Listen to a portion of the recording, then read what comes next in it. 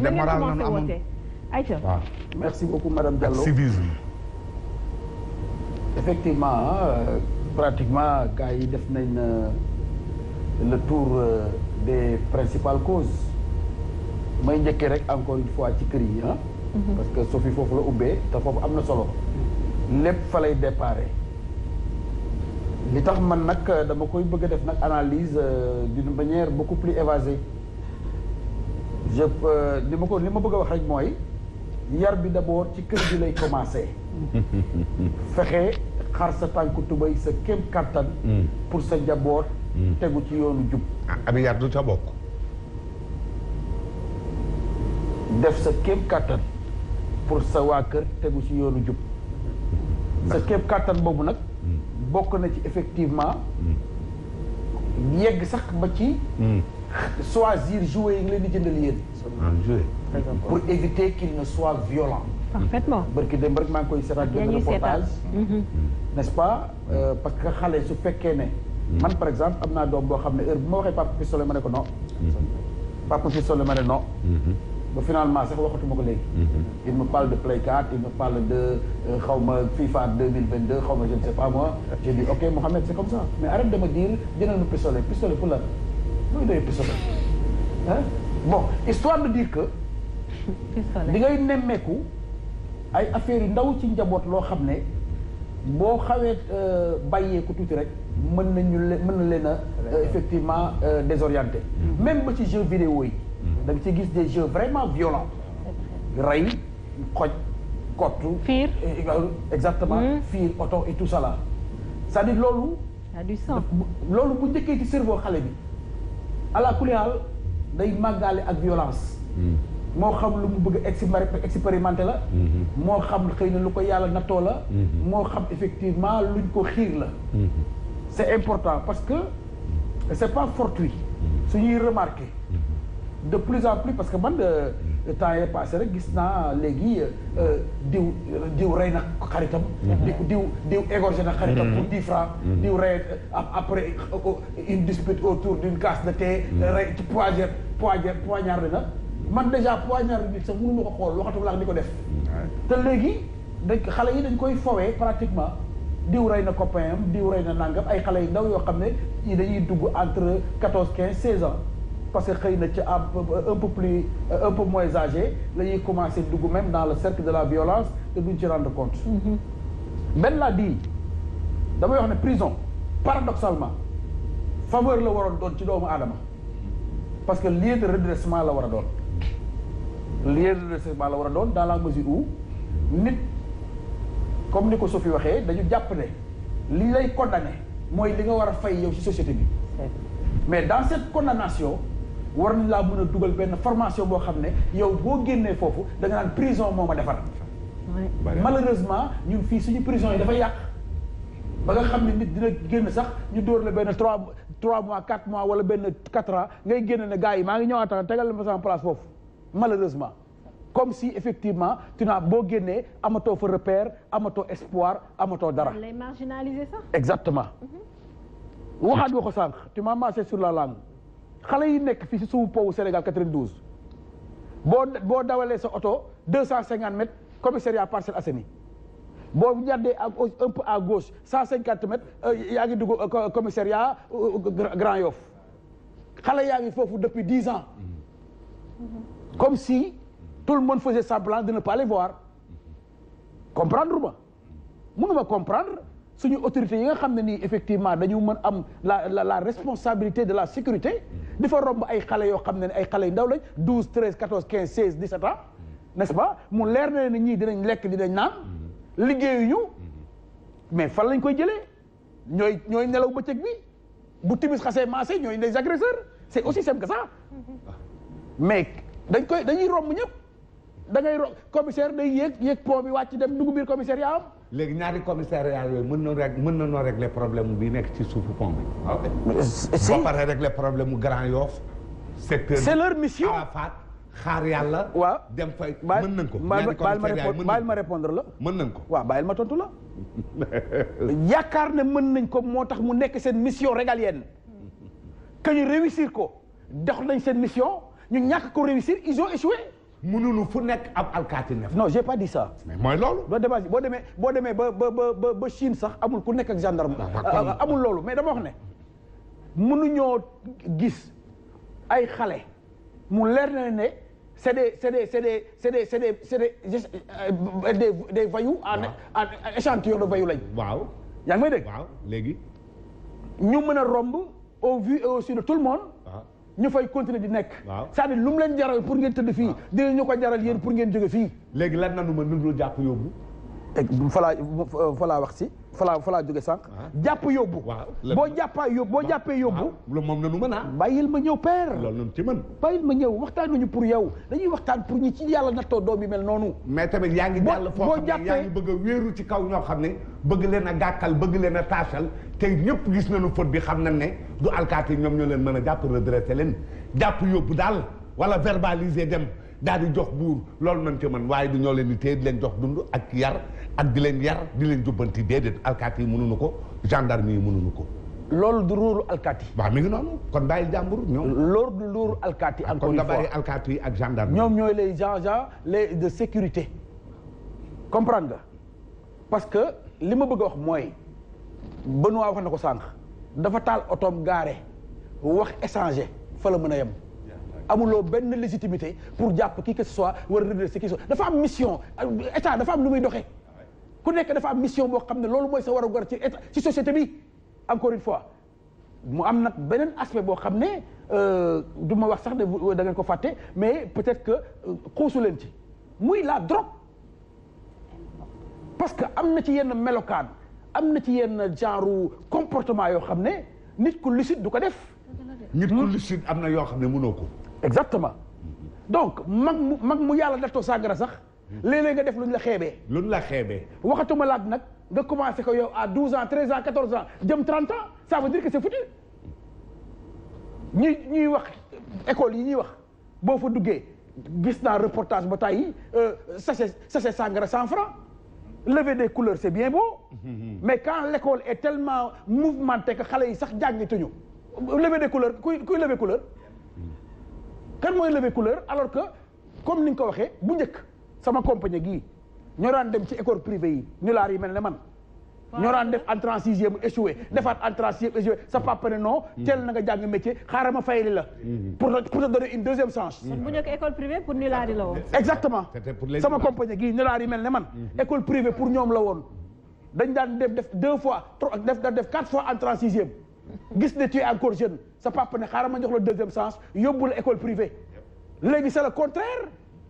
école privée mooy le luxe. excellence.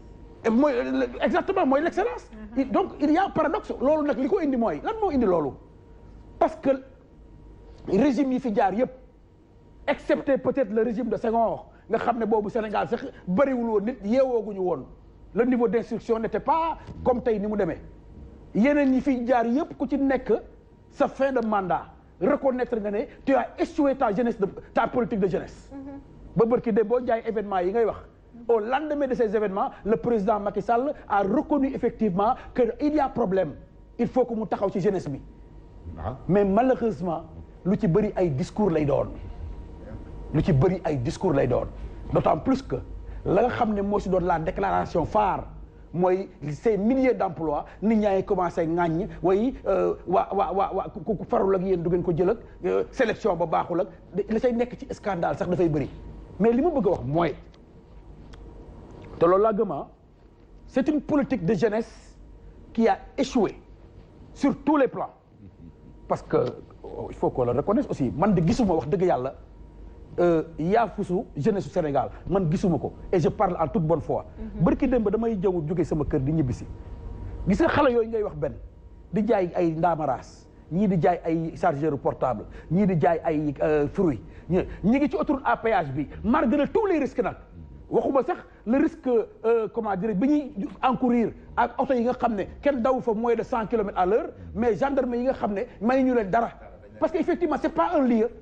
pour jaay mais bërki démb maa ngi gis bi oto patrouille bi duggee peloton auto routier xaw ma lan di xoolal oto am na oto bu jógee Dakar minimum mi ngi doon daw entre 120 à 130 kilomètres à l'heure xale yi di tëb parce que jël risque dal ci oto bi sax moo gën yow gendarme bi jàpp la donc loolu boo génnee ci boobu cadre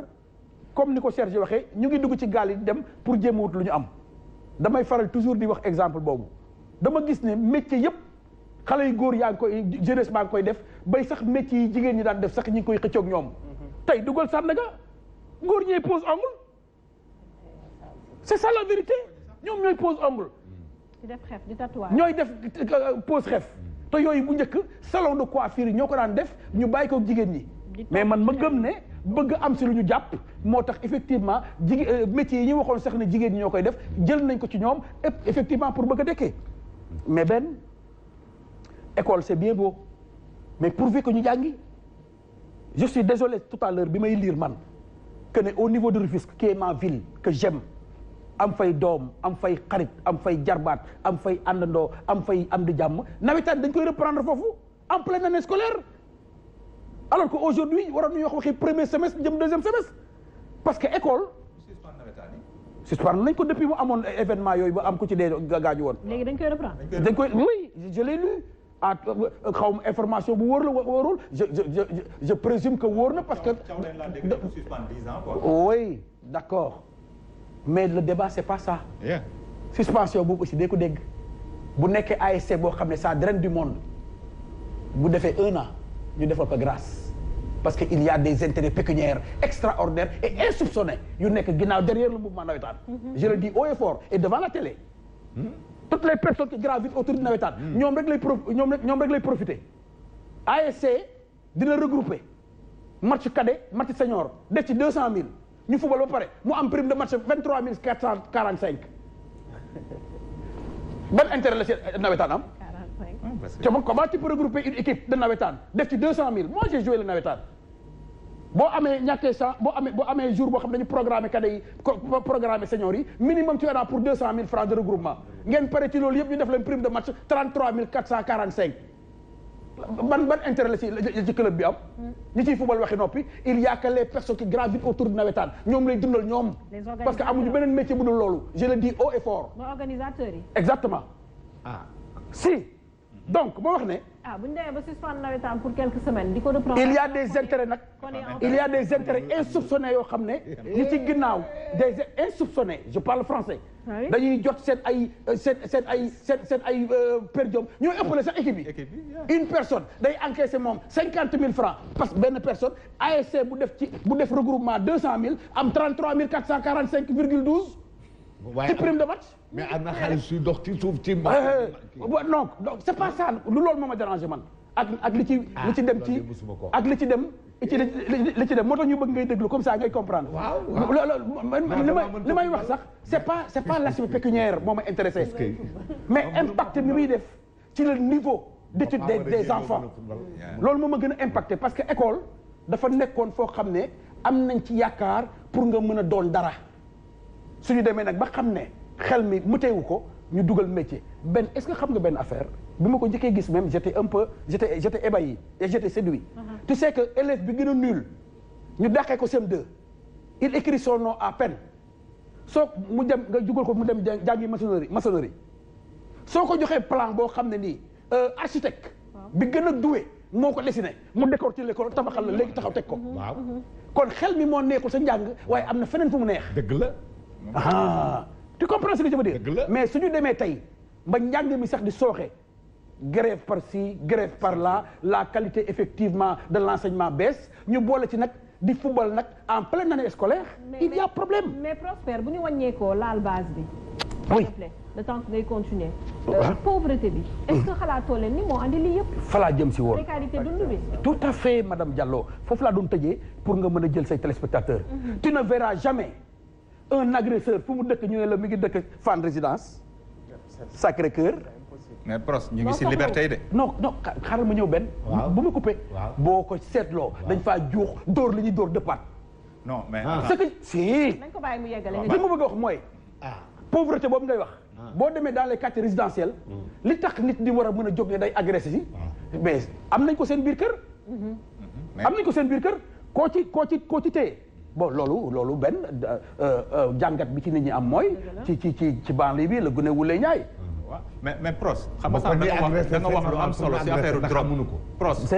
ma ne ndax c'est normal pour ñu agresser ndax amuñu ko. président ASC nee na ñu wax la que nawetaan élément wu stabilisateur société. Et stabilisateur avec des morts. Avec des morts. C'est comme ça qu'on stabilise un pays. nee na sur plus de 1500 matchs on ne rencontre même pas 20 violences. bu ci benn mort amee rek ëpp na. benn mort non attention. Stabilisateur oui moi je suis prêt à en débattre avec le président hein. football naa nawetaan xam naa ni mu demee def naa cadre ba sañoo mais li ma wax mooy c'est-à-dire xaaral may ma tuuti benn ma ñëw. may ma tuuti ma dem may ma tuuti. c'est-à-dire loolu mu wax moom mooy l'impact bi muy am sur le plan violence mais impact bi sur le plan niveau des études duñ ko wax. c'est ça où le bas blesse exactement. le niveau. jase jàngeetuñu man sama kër doom xalaatu fa naanu pap maa ngi saani nawetaan en pleine année scolaire tal nga leneen même les jeux les tout ça là orange ba vacances ba leneen mais li ma bëgg a wax rek mooy comme noonu c'est-à-dire la violence c'est la face visible de l'iceberg mais li muy yàq sur le niveau des enfants ndax jàngeetuñu moo ëpp téeméeri yoon ñu dañ ko daan football entre fin juin début septembre fin septembre grand maximum ñu def li ñu koy def si les conditions aujourd'hui sont parce que alibi bi mooy il y a trop d'ASC je suis d'accord on n'a qu'à éliminer certaines phases les phases régionales ou les phases départementales def ko ci zonal et puis basta bu jeex ñu xale yi dem jàngi. mais xam nga da nga naan jàng depuis sànq vas-y ma ñëw ci question. zonal boobu may pro Safia lu tax mu wax loolu dafa garaaw da ngay gis benn koñu nawetaan léegi jeunes yi mu am 400 équipes autour périphérie bi du gudd sax. donc jeunes yooyu chaque match de combat la parce que match de duel la avant ñun dama dëkk Liberté 2 man ak Liberté 4 ma football Liberté 4 tase ma jógee Liberté romb waa Liberté 4 di dox te ñoom laa doon footballal mais léegi kan na ko sañ kenn ñemewu ko dañ lay rey léegi pourquoi bu ñuy dem stade les supporters ak les kii di yóbbaale ay jaas yi di koy suul wax na dëgg violence ay jaas yi la supporter